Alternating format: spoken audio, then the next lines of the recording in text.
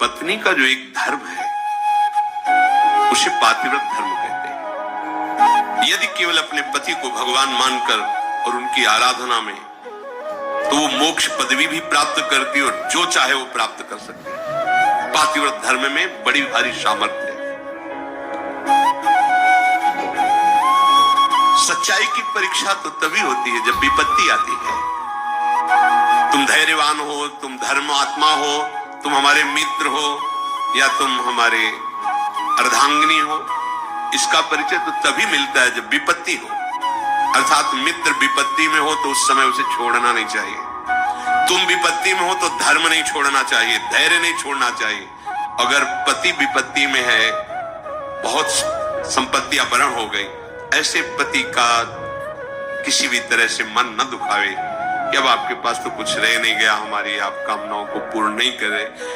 धीरज धर्म मित्र अरुणारी, आपद काल परखिए चारी। जो ऐसी स्थिति में अपने पति का सहयोग करती है। वनवास हुआ, सियाजू ने ना तो जनकपुर का सुख स्वीकार किया ना अवधपुर का। कहा जहां प्रभु श्री राम के चरण, वही मुझे करुण अयोध्या जैसा सुख मिलेगा। यदि कोई स्त्री, अनुसुईया जी उपदेश करे सियाजू को, अपने पति का किसी कारणवश अपमान, धन नहीं है, उतना विद्वान नहीं, उतना ज्ञान नहीं, और तुम्हारे ही कर्मवश तुम्हारा पति बना है, उसका अपमान, पातिव्रत धर्म की यहां चर्चा करें। क्योंकि सबसे बड़ी पतिव्रताओं में शिरोमणि है श्री अनुसुईया जी, जिन्होंने भगवान हरि, हर और ब्रह्मा को 6-6 महीने के बालक बना दिया अपने पातिव्रत धर्म से। वो कह रहे हैं कि पति का अपमान न करें, अपने भगवान के समान समझे। यहां पातिव्रत धर्म की चर्चा प्रपंच की नहीं, बात यहां बहुत अध्यात्म की चरम ऊंचाई की बात करें अनुसुईया जी। इसको लौकिक में घसीटोगे ना तो ये तर्क वितर्क के सब। अगर हमारा इष्ट धर्म जोर का है ना, तो सामने कुछ हो ही नहीं सकता। इसका प्रमाण हम तुम्हें देते हैं। जालंधर राक्षस और वृंदासती परम पवित्र चिदानंद भगवान को पति वरण करने के लिए तपस्या कर रही। देवर्षि नारद जी आए, तुम्हारा क्या उद्देश्य है? तो वृंदा ने कहा, हमारा उद्देश्य है भगवान श्री हरि को पति रूप में प्राप्त करना। तो उनका पहले तुम्हारे पातिव्रत धर्म की परीक्षा होगी, तुम एक निष्ठ हो कि नहीं, तो आज्ञा कीजिए। उनका जालंधर को पति रूप में स्वीकार करके और पातिव्रत धर्म को आप प्रमाणित कीजिए, नारायण तुम्हें पति रूप में प्राप्त हो जाएंगे। कोई भी बड़े से बड़ा देवता जालंधर का बाल बांका भी नहीं कर पाया। क्यों? क्योंकि सती अपने सतीत्व में सब देवताओं ने विनय की कि वैसे आराधना तो आप ही को पति रूप में प्राप्त करने की थी। नाथ आप स्वीकार कीजिए, नहीं तो जालंधर का आतंक, राक्षस और पतिव्रता वृंदा, वही तुलसी जी के रूप में और शालिग्राम के रूप में श्री हरि। आज भी उनको ब्याह किया जाता है, पूजन किया जाता है, तुलसी जी चढ़ाई जाती। जब हम किसी को इष्ट मान लेते हैं तो उसमें दोष दृष्टि नहीं होती, और जब हमें प्यार होता है ना, तो उसका दोष भी गुण ही नजर आता है। और सच्ची बात है कि सबके हृदय में भगवान बैठे। यदि हमारी निष्ठा है तो तुम हिल नहीं सकते, हमारी निष्ठा के विपरीत नहीं चल सकते। जब भगवान नहीं चल पाते तो तुम तो इंसान हो। ये था माम प्रपद्यन्ते तास्ते, मेरे लाला बनकर घुटने के बल हमारे आंगन में चलो तो अनंत ब्रह्मांडों का पिता घुटनों के बल चल रहा नंद बाबा के आंगन में या महाराज दशरथ जी के आंगन। मंगल भवन अमंगल हारी, द्रवहु दशरथ अजीर बिहारी। दशरथ जी के आंगन में विचरने वाले, कैसी लीला! अनंत ब्रह्मांडों का पिता बालक बन करके, जब वो बन सकता है तो तुम्हारे निष्ठा और पातिव्रत धर्म में वैसे ही चलेगा जैसे तुम विचार करोगी, क्योंकि तुम्हारा पातिव्रत धर्म पवित्र। हमारा क्या होता है कि हम दूसरों के तो दोष फटाक से बोल देंगे। बैक में आप दृष्टि घुमाओ अपने ऊपर, तब लगेगा वो तो कम है। अगर हमारी बात खुल जाए, बहुत ही हम गलत हैं। संत सदैव सत्य स्वभाव वाले साधक उपासक बाहर नहीं देखते, अपने अंदर देखते हैं। अपने दोषों को मिटा दो तो बाहर केवल भगवान या दूसरा कोई है ही नहीं। श्री अनुसुईया जी बड़ा सुंदर गृहस्थी में स्त्री शरीर पुरुष शरीर धारण की, इनको भगवत प्राप्ति का सहज उपाय बताया और है ऐसी सामर्थ्य। इसीलिए स्त्री के लिए एक सुदृढ़ भगवत प्राप्ति का मार्ग है, जो घर परिवार में रह रही अपने पति में भगवान की भावना करना। मेरे पति ही मेरे भगवान हैं, ऐसी भावना से आठों पहर उनकी आज्ञा में रहना। जैसे कोई प्रश्न कर सकता है कि अगर पति ही दुराचारी हो तो शास्त्रों में वर्णन किया गया है कि आप अपने भाव रखिए और फिर विधान जैसा होगा अपने आप दूरी बना दे, क्योंकि आप और आपके पति के बीच में भगवान का भाव है ना, वो संभाल लेंगे, वो आपको बचा लेंगे, वो आपको दूर कर देंगे। ऐसा भी हो सकता है। अलग अलग मायाकृत रूप है और आंतरिक भाव में जाएंगे जब विचार पे, तो आपके ही कर्म का फल भुगताने के लिए ऐसा स्वभाव वाला पति दिया गया है, ऐसी भावना। तो हमारे ही कर्म निश्चित, अपने कर्म के प्रभाव से ही पति का वरण होता है। जैसे हमारे कर्म गायत्री के अनुष्ठान के द्वारा गायत्री जी को प्रसन्न करके जो कन्या प्रकट की थी, उनका नाम सावित्री जी हुआ था। बहुत ही तेजस्विनी राजकुमारी थी। जब वर वरण की बात आई तो उनके पिता ने आदेश किया कि तुम स्वयं घूमो मृत्यु लोक में और जो तुम्हें वर पसंद आएगा उसके साथ ब्याह कर दे। इतना प्यार कर दे। और वो गायत्री जी की कृपा से प्रकट हुई थी, इसलिए उनका नाम सावित्री। बड़ी तेजोमयी कांति, अद्भुत ज्ञान, मंत्री और विशाल सेना साथ राजकुमारी वर वरण के लिए। स्वयं तुम देखो, बहुत राजकुमारों को देखा, मन में ही नहीं आया। जंगल से गुजर रही थी, देखा एक लकड़हारा लकड़ी काट रहा है। दृष्टि गई, देखते ही लगाए मेरे प्राणपति। रुक गई। मंत्री से कहा आदर से इनको नीचे उतारो। वो तो क्या अपराध बन गया, सैनिक घेरे हुए हैं, राजमंत्री। हाथ जोड़कर राजकुमारी ने कहा मैं आपको पति रूप में वरण करती हूं। आप नेत्र हैं आपके, आप देख पा रहे हैं मैं कौन हूं। लकड़ी काट के बेचता हूं और अपने माता पिता की सेवा करता हूं। मेरे पास रहने का ठिकाना नहीं, खाने का। वो आपका राज वैभव का प्रभु, मैं राज वैभव को पति नहीं बना रही हूं, आपको पति रूप से वरण। मेरा मन मान गया है, मेरा मन राजी हो गया है आपको देख के, आपके सौंदर्य को, आपके गुण को, आपके घर को, आपके वैभव को देखकर मैं पति नहीं बना रही, मेरा मन मान गया है।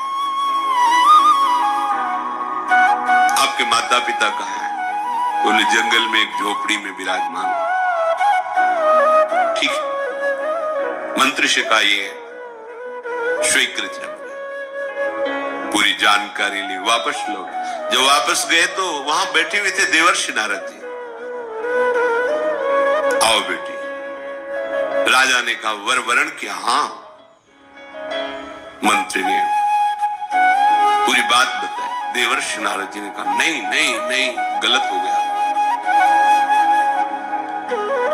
तो बोले आप यही देख के तो कह रहे होंगे ना कि घर नहीं है, संपत्ति नहीं है, तुम राजकुमारी हो, कैसे निर्वाह होगा? ये सब मैं जान रही हूं, नहीं है उनके पास। बोले नहीं, एक बात और है, वो ज्यादा दिन जीवित नहीं रहेंगे। 1 वर्ष में उनकी मृत्यु का योग है, वो मर जाएंगे। बहुत है, ये देखो निष्ठा, देखो बहुत है 1 वर्ष।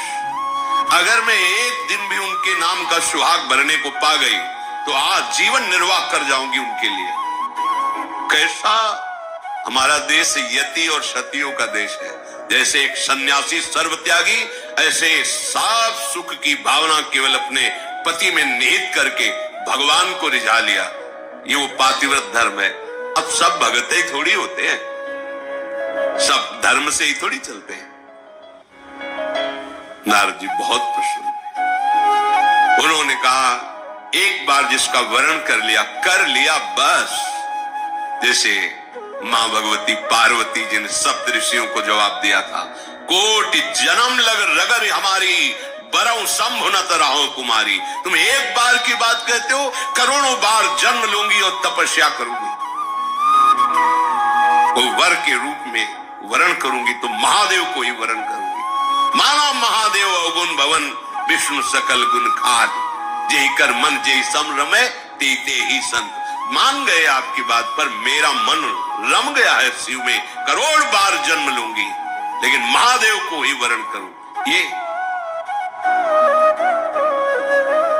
सावित्री जी का ब्याह हुआ, पिता ने अपार वैभव, वही अकेले थे, बिल्कुल एक भी सुख नहीं लिया। नहीं, मेरे पति देव के ही सुख में सुखी रहूंगी, आपका कुछ भी दहेज कोई भी एक वस्तु स्वीकार नहीं करूंगी। बहुत सत्यवान जी प्रसन्न हुए, उनका नाम सत्यवान, और कहा प्रिय, पता नहीं किस पुण्य और सौभाग्य से तुम्हारी जैसी हमें पत्नी मिली।